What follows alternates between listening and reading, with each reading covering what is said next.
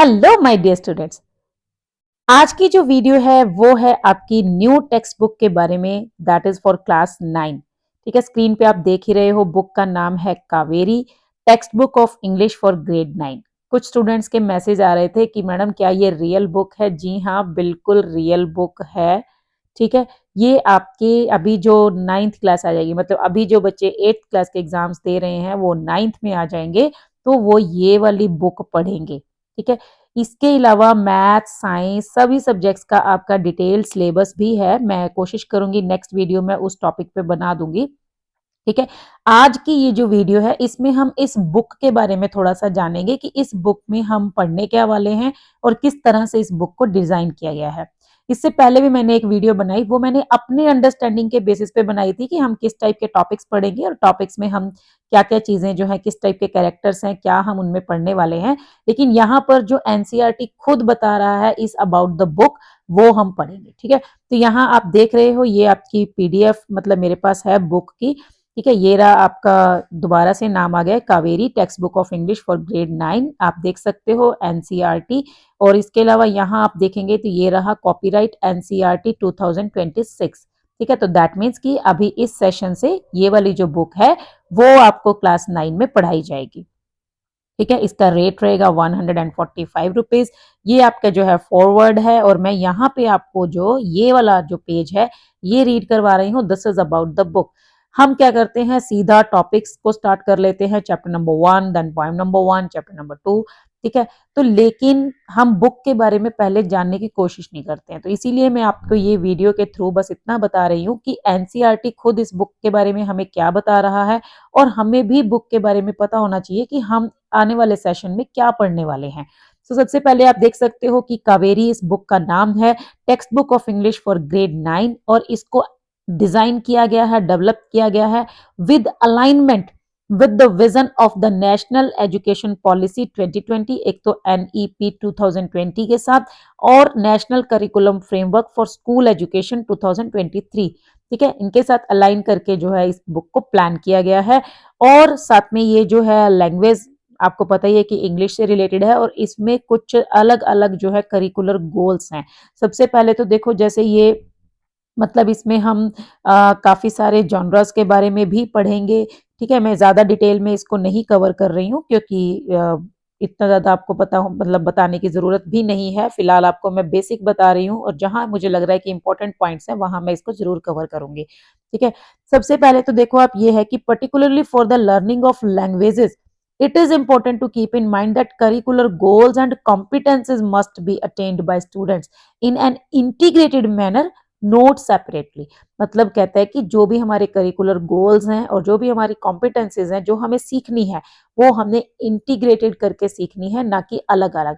कि एक बच्चे को रीडिंग तो आती है लेकिन जब उसको कभी रियल लाइफ में रीडिंग करनी पड़े तो वो कंफ्यूज हो जाए। सो नो, हमें उसको इंटीग्रेट करना है क्योंकि reading, listening, speaking, writing, analysing, everything जो भी हमारी कॉम्पिटेंसीज हैं, जो भी हमारे करिकुलर गोल्स हैं वो सब कवर होने चाहिए और इंटीग्रेटेड वे में कवर होने चाहिए, एक दूसरे से रिलेट करने चाहिए।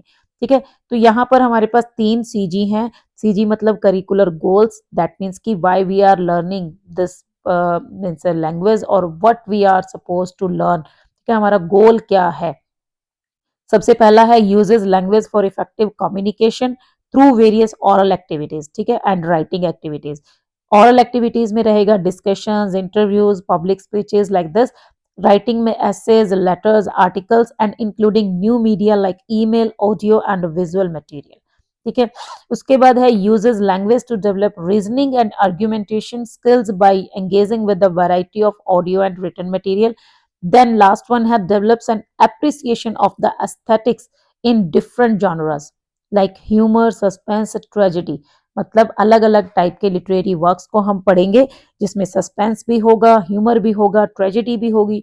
ठीक है, through an analysis of style, और उसमें हम जो है लिखने का जो स्टाइल है, जो भी राइटर ने जिस स्टाइल में लिखा है उसके बारे में भी जानेंगे, जैसे नैरेटिव है, डिस्क्रिप्टिव है, एक्सपोजिटरी है, परसुएसिव है, and employs these elements in their writing as well। मतलब जब आप फिर राइटिंग प्रैक्टिस करेंगे तो उसमें भी आप इन चीज़ों का, इन्हीं एलिमेंट्स का यूज़ करेंगे। मान लीजिए आपको स्टोरी राइटिंग आ गया, अब वो स्टोरी आप ह्यूमरस स्टोरी लिखते हो, कॉमेडी लिखते हो, ट्रेजेडी लिखते हो, सस्पेंस लिखते हो, मिस्ट्री लिखते हो, वो आपको जब पढ़ोगे, सीखोगे, तभी उन चीज़ों को अप्लाई करोगे। तो ये हमारा एक करिकुलर गोल है, ठीक है। तो इसके अलावा क्या है कि in this textbook curricular goals have been covered through a variety of themes and range of activities. बहुत सारे थीम्स दिए गए हैं, बहुत सारी एक्टिविटीज दी गई हैं। There are text different from different genres, ठीक है। अलग अलग टाइप के टेक्स्ट हैं, जैसे स्टोरीज हैं, पोएम्स हैं, डॉक्यूमेंट्री आर्टिकल है, जैसे मैंने आपको लास्ट वीडियो में बताया था, एक चैप्टर है हमारा द कैरियर ऑफ वर्ड्स, तो उसमें एक पोस्टमैन के बारे में बताया गया है, उनकी डॉक्यूमेंट्री आर्टिकल है ये। एक लेटर है, लास्ट वाला जो चैप्टर है वो एक मदर की तरफ से एक डॉटर को लेटर लिखा गया है, तो वो एक लेटर की फॉर्म में है। इंटरव्यू, एक डॉक्टर दीपा मलिक के साथ इंटरव्यू है। एक प्ले है, टू मेलोडीज, ठीक है, वो एक प्ले है। And an expository article covering literary, cultural and social themes, ठीक है। इसके अलावा क्या ये बहुत कुछ कवर करते हैं, हमें काफी सारे थीम्स के ऊपर पढ़ने के बारे में मिलेगा, that students can relate to their context, ठीक है। उसके बाद देखो आप ये देखेंगे क्रॉस कटिंग थीम्स। अब इसमें काफी सारे थीम्स हैं, जैसे इंडियन नॉलेज सिस्टम है, values, heritage, gender sensitivity, inclusion, ठीक है, ये सभी इंटीग्रेट किए गए हैं। देयर आर 8 यूनिट्स, 8 यूनिट्स हैं टोटल। टोटल आपके 16 टॉपिक्स रहेंगे। 8 यूनिट्स हैं जिनमें 8 आपके चैप्टर्स हैं, ठीक है। मतलब चैप्टर्स हम बोल देते हैं, दैट मीन्स की स्टोरी, प्ले या कुछ इस टाइप का। और 8 जो है वो पोएम्स हैं, ठीक है। So there are 8 units that offer insights into our country and provide opportunities for experiential learning. Each of the 8 unit consist of a prose piece, जैसे मैंने आपको बताया, एक टेक्स्ट पीस है एंड एक पोएम है, linked by a common theme, और दोनों का थीम जो है वो कॉमन है, मतलब दोनों किसी एक थीम के ऊपर प्लान किए गए हैं। The structure is designed to encourage student initiative, allowing them to engage with activities and tasks independently, ठीक है। अगर आप देखो, टीचर के ऊपर भी डिपेंड करता है कि वो किस टाइप की एक्टिविटीज आपको करवाते हैं, उसी हिसाब से आपको काफी सारी एक्टिविटीज इनमें देखने को मिलेगी, और बहुत ही इंटरेस्टिंग वे में जो है उनको प्लान किया गया है। Every unit opens with the reflect and respond section. सबसे पहला जो है हमारा रिफ्लेक्ट एंड रिस्पॉन्ड सेक्शन है, दैट मीन्स कि कुछ प्री रीडिंग एक्टिविटीज होंगी, जहां पर आपकी प्रीवियस नॉलेज को चेक किया जाएगा, मतलब कुछ बेसिक से क्वेश्चंस होंगे हमारे डेली लाइफ से रिलेटेड, और prompting students to share their thoughts on the theme, जिसमें आपको एक मतलब एक वार्म अप एक्सरसाइज जैसे हम कह सकते हैं कि एक वार्म अप किया जाएगा, कि जिसमें स्टूडेंट्स को अपने थॉट्स शेयर करने होंगे उसी थीम पे, ठीक है, उसी स्टोरी। जैसे मान लीजिए आपकी पहला चैप्टर है how I taught my grandmother to read, तो उसमें पहले आपके ग्रैंड पेरेंट्स के बारे में आपसे कुछ क्वेश्चंस पूछे जाएंगे कि वो किस टाइप की एक्टिविटीज करते हैं, क्या वो पढ़ सकते हैं, आप उनको कभी पढ़ना सिखाते हो, आप उनके साथ टाइम स्पेंड करते हो। तो इससे क्या होगा, आपका इंटरेस्ट जो है वो थोड़ा क्रिएट होगा, और आप एक रेडी हो जाएंगे, मतलब आपका माइंड जो है वो उसकी वार्म अप एक्सरसाइज हो जाएगी, और वो रेडी हो जाएगा उस कॉन्सेप्ट को पढ़ने के लिए, सीखने के लिए। उसके बाद है vocabulary activities are integrated in a way that ensures meaningful student participation, ठीक है। फिर कुछ वोकैब से रिलेटेड एक्टिविटीज रहेंगी। Students are actively involve throughout and where necessary and appropriate the teacher can supplement with additional activities, ठीक है। Teacher के ऊपर डिपेंड करता है, वो भी आपको बहुत सारी जो एक्टिविटीज है वो प्रोवाइड करा सकता है। उसके बाद नेक्स्ट आता है रीडिंग फॉर मीनिंग, यहाँ पर हम रीडिंग करेंगे। इन्वॉल्व, इसमें हम क्या करेंगे, रीडिंग के साथ साथ understanding, interpreting and engaging with the text, ठीक है। उसको समझेंगे, इंटरप्रेट करेंगे, उसमें मतलब एनालाइज करेंगे कि क्या सिखाया जा रहा है, क्या बताया जा रहा है। It is mean to encourage students to think critically, make connections and draw inferences from what they read. This aims to develop comprehension skills, enrich vocabulary, and foster a deep appreciation of the text. By focusing on meaning, students become active readers who are better equipped to reflect on ideas from opinions and apply their understanding in real life context. ठीक है, अब आपने chapter पढ़ा, उसमें जो भी सीखा उसको आपको रियल लाइफ में अप्लाई भी करना है। उसके बाद नेक्स्ट हमारी जो एक्सरसाइज आती है चेक योर अंडरस्टैंडिंग, ये बीच बीच में आपको मिलेगी, जिससे ये होगा कि आप कितना समझ पा रहे हो।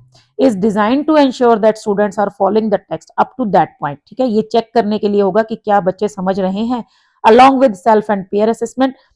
This would help them progress meaningfully through the subsequent parts of the text, ठीक है। मतलब अगर लगेगा कि हाँ पहला पार्ट अच्छे से समझ आ गया है, अंडरस्टैंडिंग सही है, तो हम नेक्स्ट पार्ट स्टार्ट करेंगे। At the end of each piece, उसके बाद क्या है, हर टॉपिक खत्म होने के बाद क्रिटिकल रिफ्लेक्शन, यहाँ पे कुछ क्वेश्चन आंसर होंगे। Section encourage deeper thinking, personal responses and meaningful engagement with the text, ठीक है, जिसमें क्वेश्चन आंसर होंगे, एक्सट्रैक्ट बेस्ड क्वेश्चन होंगे, ठीक है। The questions are thoughtfully design to help students progress from understanding facts to analyze ideas, forming opinions and reflecting critically on the content. उसके बाद जो है हमारी एक्सरसाइज ग्रामर बेस्ड होंगी, जिसमें आएगा vocabulary and structures in context refers to teaching and learning words and grammatical forms, ठीक है। जो भी चैप्टर के बेसिस पे कुछ वर्ड्स अब सीखेंगे, नए नए वोकैब सीखेंगे और साथ में कुछ ग्रामर के कॉन्सेप्ट सीखेंगे। मतलब आपकी जो एक ही बुक के अंदर सारी चीजें कवर की गई हैं। हमने रीडिंग भी कर ली, हमने जो है क्वेश्चन आंसर भी हो गए, अब इसके बाद ग्रामर भी आ गया, इसी के अंदर आपका राइटिंग सेक्शन भी आ जाएगा, इसी के अंदर आपका स्पीकिंग लिसनिंग सब कुछ आ जाएगा, ठीक है। और एग्जाम में जो जो इंक्लूड होने वाला है वो सब इस बुक में कवर होगा, ठीक है। उसके बाद आता है this section offers activities and task that naturally rise from the themes and context of each chapter aimed at enriching vocabulary. इसका जो मेन पर्पस रहेगा वो रहेगा वोकैब आपकी स्ट्रॉन्ग करना एंड लैंग्वेज स्किल्स और ग्रामर आपकी स्ट्रॉन्ग करना। This would help students understand how language works in actual communication. उसके बाद नेक्स्ट आता है sections on speaking activity, listen and respond and writing task, ठीक है। ये तीन हो गई, let us listen, let us speak and let us right. Focus on developing communicative skills like listening, speaking, and writing that are embedded in meaningful contexts. A diverse range of writing tasks is also included to develop students' expression. ठीक है, इसमें writing task भी आपको मिलेंगे, अलग अलग type की writing मिलेंगी, स्टोरी राइटिंग, रिपोर्ट राइटिंग, ऐसे राइटिंग, पैराग्राफ राइटिंग, एवरीथिंग। उसके बाद लास्ट में आपका आता है लर्निंग बियॉन्ड द टेक्स्ट। ये जो है लेटस एक्सप्लोर होता है, कुछ नया सीखने के लिए, कुछ additional, encourage students to extend their understanding and application of concepts and language beyond the classroom। जो क्लासरूम में सीखा, जो चैप्टर पढ़ा, उसके बाहर भी कुछ सीखने के लिए, उससे एक्स्ट्रा सीखने के लिए। It promotes critical thinking and creativity and real world connections by engaging students in activities that go beyond reading and comprehension। उसके बाद इसके अंदर क्या क्या आता है, इसके अंदर जैसे projects, presentations, discussions, research task and community based learning experiences, ठीक है। So this section has been designed with the focus on lifelong love for learning. There are ample opportunities provided for pair work and group work. कुछ activities आपकी group में होंगी, कुछ activities pairs में भी होंगी, ठीक है। तो ये सब कुछ जो है यहाँ पर बताया गया है। इसके अलावा नेक्स्ट जो है ना, यहाँ पे व्हेन एंगेजिंग विद पोएम्स, और ये यहाँ पर अब जो है मतलब पोएट्री सेक्शन के बारे में बता रहा है कि in students to focus on understanding and enjoying both the theme and the language. एक तो थीम भी हमें सीखना है कि पोएम के अंदर बात क्या हो रही है, और उसकी लैंग्वेज में जैसे poetic devices. This can be achieved by reading the poem aloud more than once and then silently.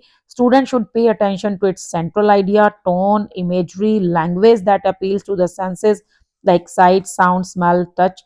Techniques like rhyme, rhythm, alliteration, assonance, onomatopoeia, which create musicality and enhance the mood or meaning. ठीक है। उसके बाद आता है form and structure and figurative use of language, such as use of poetic devices, similes, metaphors, personification, and symbolism express ideas in imaginative ways beyond literal meaning, message or morals, and are related to life, nature, human emotions and society। यहाँ पर simple आपको ये बोल रहा है कि आपको poem के बारे में सारी जो डीप अंडरस्टैंडिंग करनी होगी, जिसमें आप पोएटिक डिवाइसेस, उनकी टोन, उनकी रिदम, राइमिंग स्कीम क्या है, किस टाइप की लैंग्वेज यूज की गई है, वो सब पढ़ेंगे। उसके बाद ये वाला जो पोर्शन है, इसके अंदर अलग अलग स्टोरीज के बारे में हमें बताया गया है, जैसे how I taught my grandmother. ये सुधा मूर्ति की एक लिखी हुई मतलब एक उनकी जो है स्टोरी है, ठीक है, जिसमें वो अपनी एक मतलब ग्रैंड मदर को जो है by her granddaughter learning सिखाई जाती है। मतलब how I taught my grandmother to read, उनको पढ़ना सिखाती है वो। It highlights how learning can lead to independence and self worth at any stage, ठीक है, इन लाइफ। उसके बाद विटामिन एम जो है वो भी एक लड़का between a boy and his grandfather, उनके बीच में रिलेशन की बात करता है। ह्यूमरस स्टोरी है and concern into a story about dignity, independence and empathy for elderly. फिर पोर्ट मेकर जो स्टोरी है वो एक लड़की की स्टोरी है, ठीक है, determination to follow her passion despite physical, social and emotional hurdles, highlighting the intergenerational transmission of skills and the quiet determination of craftsperson। ये मैंने आपको लास्ट वीडियो में भी बता दिया था, तो वही सेम चीजें हैं यहाँ पर। उसके बाद अगर आप ये देखेंगे, the documentary article carrier of words offers a moving glimpse into the life of Khetaram, a Gramin Dak सेवक। ठीक है, एक ग्रामीण डाक सेवक, उनकी लाइफ के बारे में पढ़ेंगे। whose physical journeys across the desert reflect a deeper emotional mission, delivering messages that link family, sustain hope and honor trust। फिर विंड्स ऑफ चेंज में हम पढ़ेंगे इंडियन पंखे के बारे में। ठीक है, उसके वेरिएशंस, उसका कल्चरल सिंबलिज्म, उसकी क्राफ्ट्समैनशिप, ये सब कुछ। The word of limitless possibilities, ये जो है एक इंस्पायरिंग इंटरव्यू है डॉक्टर दीपा मलिक के साथ।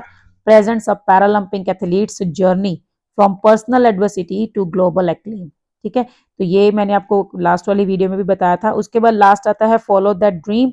ये जो है is a heartfelt letter in which a mother shares her deepest thoughts and emotions with her teenage daughter।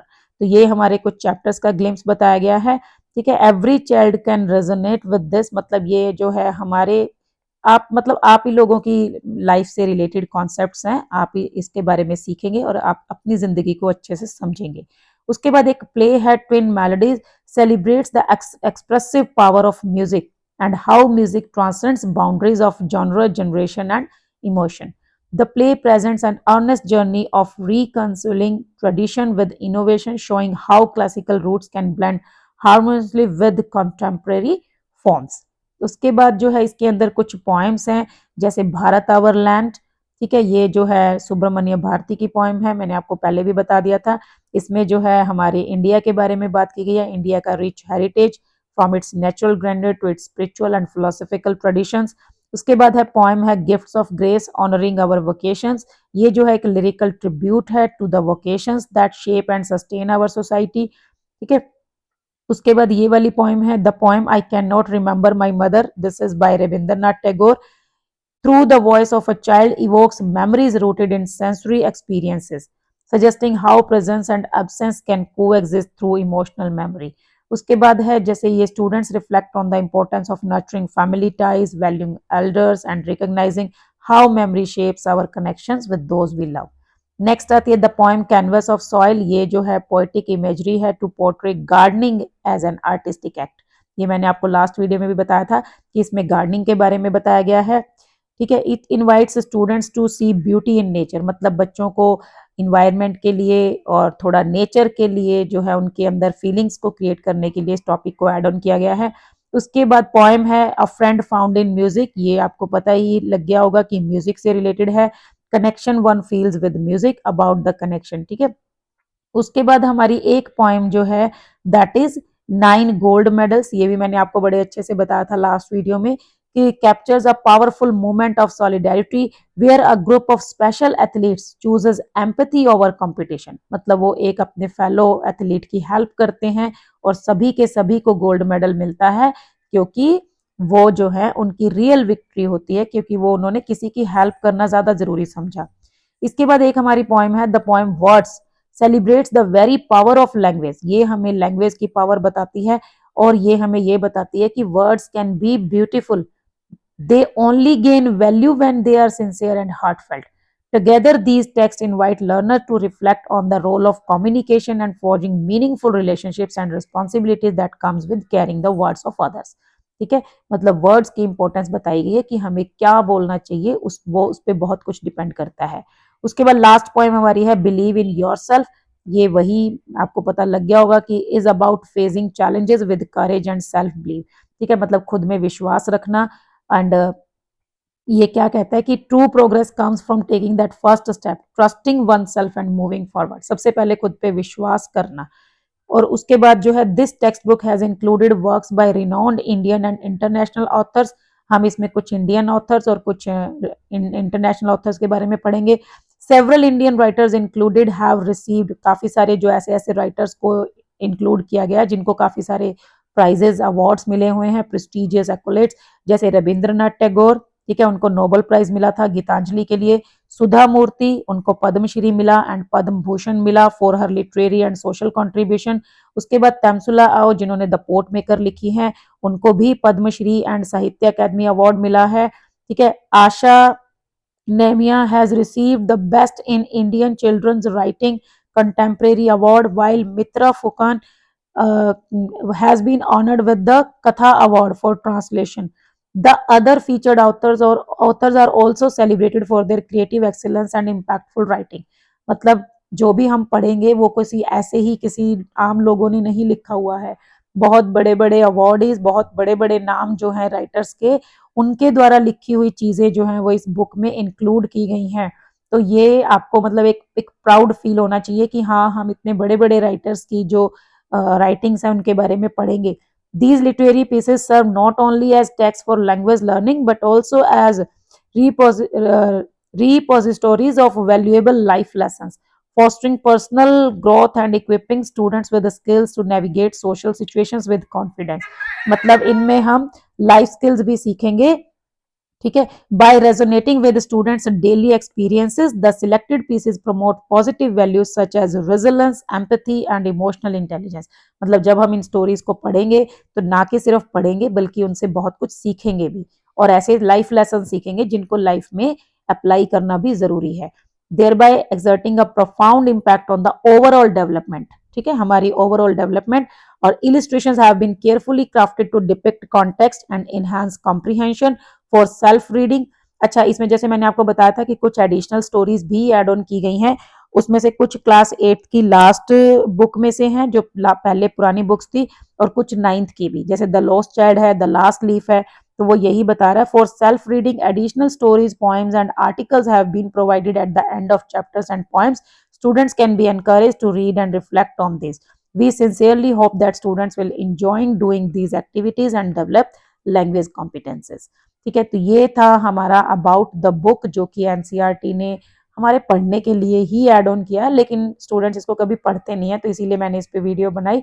अब आपको आराम से समझ आ गया होगा कि बुक किसके बारे में है, क्या क्या हम इसमें पढ़ने वाले हैं, और क्यों हमें इस बुक को पढ़ते हुए एक प्राउड फील होना चाहिए। ठीक है, क्योंकि बुक बहुत ही अच्छी डिजाइन की गई है, बहुत अच्छे अच्छे टॉपिक्स ऐड ऑन किए गए हैं, और हम बहुत सारी नई नई एक्टिविटीज भी सीखेंगे, एक्सप्लोर भी करेंगे। ठीक है, तो जर्नी हमारे लिए बहुत इंटरेस्टिंग रहने वाली है, और मैं जल्दी ही चैप्टर्स की वीडियोस बनाना स्टार्ट कर दूंगी, और आप लोगों को बहुत अच्छे से गाइड करेंगे। ठीक है, तो आज के लिए बस इतना ही, मिलते हैं नेक्स्ट वीडियो में। Thank you, bye bye.